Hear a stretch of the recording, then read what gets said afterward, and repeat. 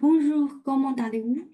Aujourd'hui, on va continuer notre formation et notre voyage de découverte culinaire nous emmène en Provence. Donc aujourd'hui, on va étudier la spécialité provençale, l'aioli.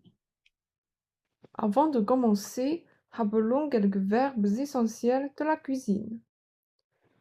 Premièrement, c'est mélanger. Mélanger, c'est de combiner plusieurs ingrédients en les remuant jusqu'à obtenir une préparation homogène.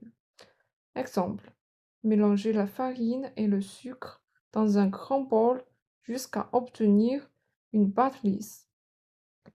Le deuxième mot, c'est verser.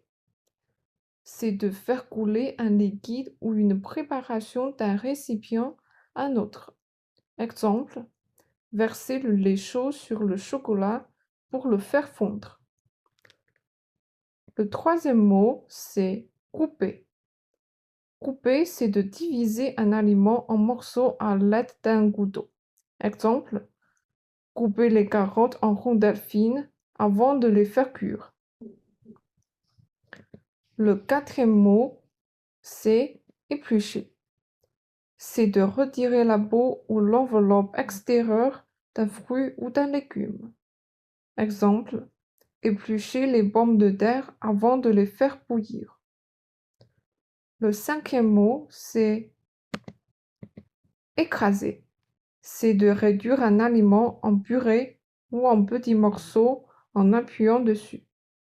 Exemple, écraser l'ail avec le plat d'un couteau avant de l'incorporer à la sauce. Et le dernier mot, c'est assaisonner. C'est ajouter des ingrédients comme du sel, du poivre et des épices pour rehausser la saveur d'un plat. Exemple, assaisonner la salade avec du sel, du poivre et un filet d'huile d'olive. Bon, après avoir fini la révision, on va commencer la nouvelle séance. D'abord, on vous présente l'ensemble des objectifs de ce cours, c'est-à-dire qu'est-ce qu'on va apprendre. En ce qui concerne la grammaire, on vous souhaite de maîtriser les vocabulaires et les lexiques dans la préparation de l'aioli, notamment les aliments et les différents articles. De plus, savoir donner et recevoir des instructions simples pendant la préparation de l'aioli et expliquer les étapes aux clients sont aussi importants pour vous. Finalement, il faut savoir gérer efficacement la recette de l'aioli, de la sélection des ingrédients à la préparation finale. Maintenant, on va regarder la vidéo d'aujourd'hui ensemble. Avant de commencer, je voudrais vous poser une petite question. Est-ce que vous connaissez des plats typiques de Provence? Si vous connaissez, vous pouvez ajouter des commentaires sur le blog et j'attends votre réponse.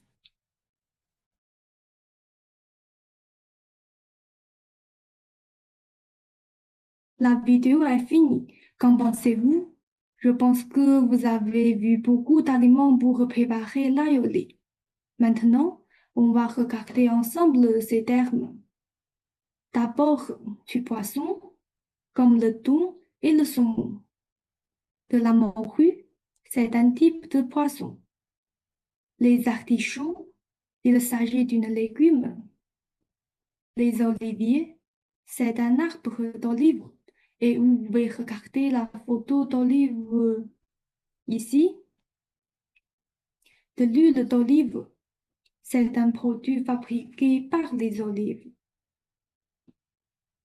Les haricots, vous avez tous mangé ce légume. Les carottes, on mange souvent dans la vie quotidienne. Les fenouils, on l'utilise souvent comme une épice. Le chou-fleur, c'est très commun dans la vie, n'est-ce pas?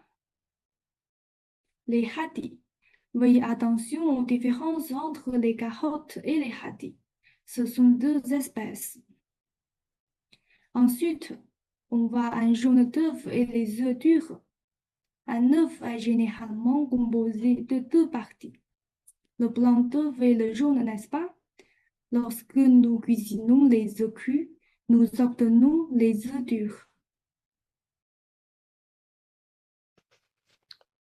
Maintenant, on vous invite à remplir ce tableau avec les noms que nous avons appris tout à l'heure.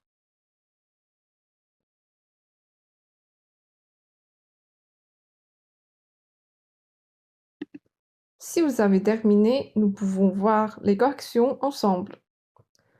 Pour résumer, les articles se placent toujours avant un nom.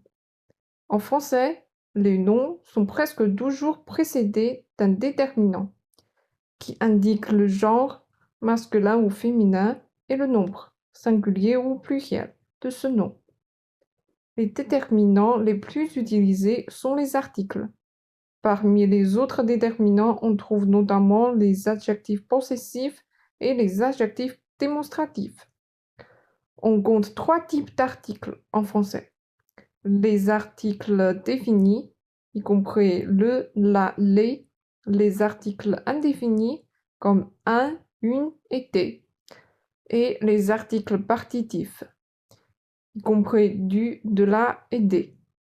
Il y a aussi un cas spécial, les articles contractés, qui naissent de la contraction d'un article défini et de la préposition à ou de. Pour y voir plus clair, voici un tableau récapitulatif des articles en français.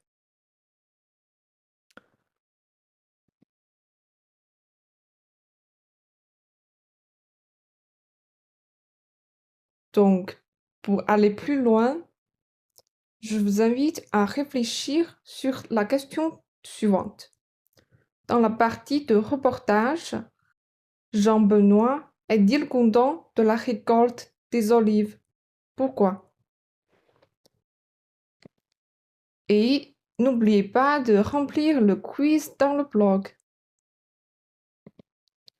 Alors, c'est tout pour ce cours. Merci pour votre attention.